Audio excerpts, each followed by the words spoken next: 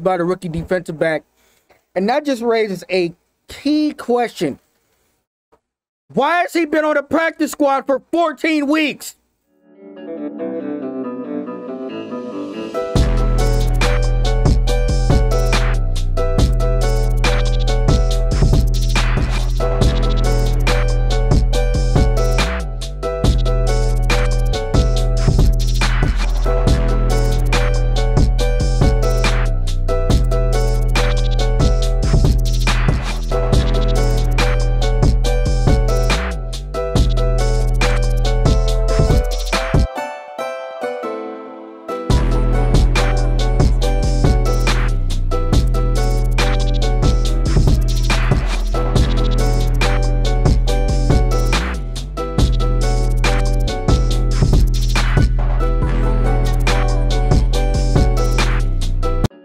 What's going on, everybody? Welcome back to the channel. This is Juju the Gamer on Juju Sports Corner, and I don't even know what to say. As you all know, I am a huge Bears fan. I was born into pain and suffering as a Bears fan. Last week I'm still very surprised that video did so well. It had completely blew my mind. So I just wanted, from the bottom of my heart, thank you all for checking out that video and supporting the channel. But let's hop into my first half thoughts about this primetime game against another rival, the Minnesota Vikings. So let's start with the positives. All right, but you know, we did it last. Let's start with the positive. Demo looks like he's ready to, Demo looks fully healthy again. He's running hard. I'm loving his effort. The offensive line, when they are protecting well some plays, they're not getting completely steamrolled. So they are playing a little bit better. Fields has time to read the defense and, either run or check the ball down to Demo. So the offensive line is playing a little bit better. They just need to clean up the mental mistakes, whether it's holding or untimely false starts. They just need to clean that up. But so far, I'm liking what I'm seeing out the offensive line. Defense. The defensive line is getting after Kirk Cousins. Boy. Robert Quinn is a menace. It just proved that terrible season he had last year that he was not healthy. And I'm pretty much guaranteed that he and Mac will both be back fully healthy next season. I firmly believe that those two will be back next season. I was super worried about our defensive backs coming into this game because our entire starting secondary has been hurt. No, not hurt, out with COVID. And even the backups are hurt. So we're literally playing Kendall Vildor and practice squad players out there on defense. And Deion Bush. But Thomas Graham, the rookie defensive back from Oregon, he's playing well. He is playing well. He broke up a touchdown, had another big pass breakup. I'm impressed by what he's doing. I'm impressed by the rookie defensive back. And that just raises a key question. Why has he been on the practice squad for 14 weeks?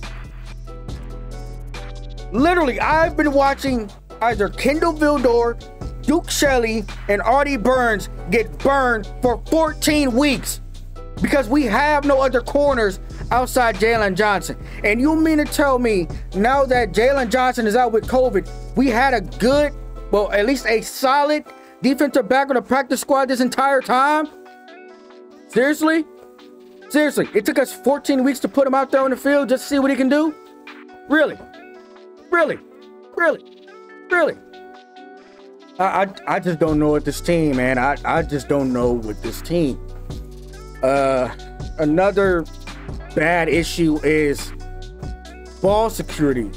Whether it's Justin Fields getting lightly tapped on the shoulder and just fumbling the ball, or, Demo fumbling the ball. We have 2 turnovers already because our 2 best players on offense both fumbled the ball.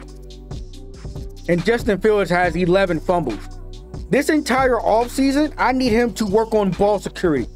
The entire offseason, I need them to work on ball security. I need the running back coach to get with their quarterback and tie that football to his chest as if he's carrying the football while running it. I need them to go old school.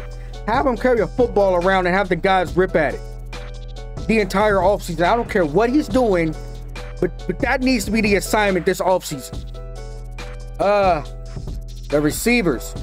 Yeah, outside Mooney, I have no idea who's getting open because Justin Fields is checking the ball down.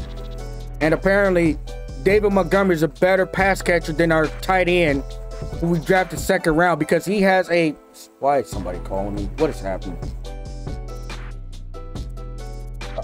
That was just my phone going on. So, where was I? Yeah, so Cole Kmet. He has another drop that almost ended in a pick today. He has one of these every week. I don't know what it is, but he has a drop every week that almost or does lead to a turnover. I saw a stat and this just blew my mind. They said he has been throwing the ball 8 different times in the red zone and has zero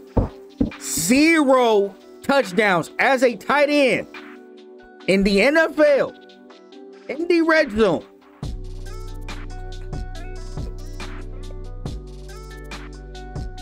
Another thing that's really frustrated me in this game so far is our lack of red zone scoring. We've been in a red zone 2 or 3 times and only walked away with 3 points. That is an issue. That is an issue of the highest order. We can move the ball somewhat just fine between the 20s, but when we get to the 20s, we can't move the ball. Or we'll do something stupid like run a jet sweep. Or Cole Kmet will drop a touchdown pass. Or, you know, Santos will miss a field goal. Or it'll get blocked. You know, what I just thought just happened. The Vikings perfectly played a screen pass, right? So instead of Fields chucking the ball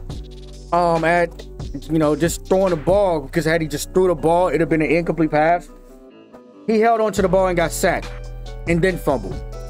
Luckily, he got it back. But now it's 2nd and 24. We then threw another screen pass. We threw back-to-back screen passes that did not work. I'm going to repeat this so y'all know the level of frustration is here. We threw back-to-back screen passes in the red. Well, technically we were out of the red zone. Oh, and then we missed the field goal. So I'm just surprised the Vikings aren't completely blowing this out. But if we even want to have a shot of winning this game, we have to convert in the red zone. Like we have to convert on the red zone because we're containing Dalvin Cook, because Dalvin Cook can absolutely wreck this game for us. He is the home run hitter. Him and Justin Jefferson can wreck this game. And Justin Jefferson already broke one of our DB's ankles on a touchdown. So, like I said, we have some work to do in this upcoming half. I just, Lord Jesus. Oh, man. I already feel the rage, bro. I already feel it. Y'all gonna see a transition. We're gonna go into the second half. Let's get it. All right, so yeah, I just got done watching that disaster of a second half. The only observation I have, well, I have a couple observations. One, the Vikings are not a better team than the Bears, bro. They are not a better team. They just benefited from very questionable calls that pushed this game out of reach. Because we held Kirk Cousins to under 100 yards passing. We held Kirk Cousins to 100 yards passing. Dalvin Cook, and I believe their backup running back, whose name escapes me, was mostly contained for the day. Mostly contained. This loss is on, well, the Bears lost 17-9, got a garbage touchdown, was a dot by Fields. But this game was lost on the offense. On the offensive end in the red zone. We had at least 4 trips to the red zone and only walked away with 3 points. You are not winning the NFL with those kind of results. And it was just bad luck. Like between I don't know, between Jimmy Graham, you know, boxing out Patrick Peterson, then still somehow dropping the ball. You know, Darnell Mooney not getting his feet in bounds. And then on top of that, we had a wide open 4th down play and the receiver just dropped it. Like the ball hit him right. You know how every receiver does this when they try to catch the ball? It hit him right in here and he dropped the ball. He dropped the ball. So we want Fields to play well, yes? We want him to play well. Well, we need the other people around him to play well too. The offensive line, when it came time to go no huddle, throw the ball down the field, the offensive line held up. The offensive line held up. You know who didn't held up? The receivers and tight ends. The Bears pass catchers have a total of at least 23 or 24 drops on the season. What quarterback is going to succeed with that? And most of those are in the red zone. What quarterback is going to succeed with that? I give my hat off to the defense, man, because we missed a lot of people on defense, whether it was Khalil Mack, Roquan Smith. No, actually, Roquan Smith did play. Our entire secondary was out, and we only gave up 100 yards passing. Nah, bro, this falls on the offense. I was expecting it to be a shootout because both defenses are bad. Both defenses are bad. And the only reason it wasn't, it was because the Vikings defense, you know, credit to them, make the necessary stops that they needed to. Whether it was, I believe it was the Bears' own self-conflicted mistakes that doomed them. And this game just solidifies what I've been saying these last couple of videos regarding the Bears, whether it was on this channel or my main channel. It's time for a change, bro. It's time for a change. Because here's a problem I have on offense. Just offense. I've talked about the defense, their issues enough, and how the back seven and how we have no cornerbacks outside of Jalen Johnson. We might have just found one in Thomas Graham. I don't know why he was on the practice squad the entire year, but he made some plays tonight. He made some plays tonight. He should get to start opposite of Jalen Johnson next week. He made some plays tonight. Here's an issue I have with the offense, and this is going to the offensive line. Well, two issues. Sam Mustipher, why are you snapping the ball when Justin Fields is not ready for the ball?